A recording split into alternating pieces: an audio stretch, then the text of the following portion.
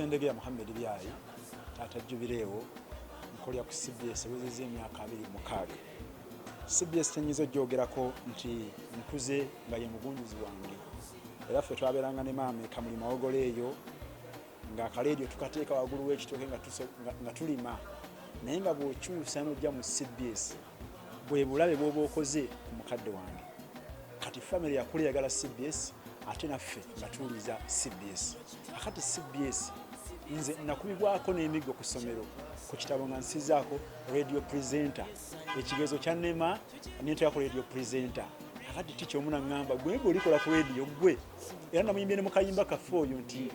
ekirooto kyali kukola ku radio nange ntuuleko mu studio ticha eyo nangamba si ku radio simanyi oba eyo nfuna ticha yangamba sobola kukola ku radio yadde ekizindaalo ky'omu katale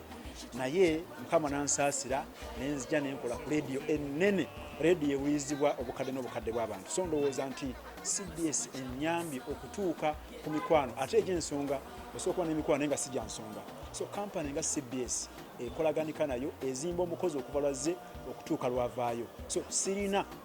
kyenyinza kugamba nti CBS enkoze bubi nakatono so ndowooza CBS okujaguza emyaka 26 esaanidde nze nnyirya lwa Pewosa ekikaluga Pewosa so sente za Pewosa zitukoze bulungi nnyo ate nga tusinzira mu newsroom awo so ndowooza nti project nyingi CBS zetandiseewo zigasiza ffe n'abatwetoolodde emyaka 26 CBS yoga awangaale nnyo Ssaabasajja Kabaka.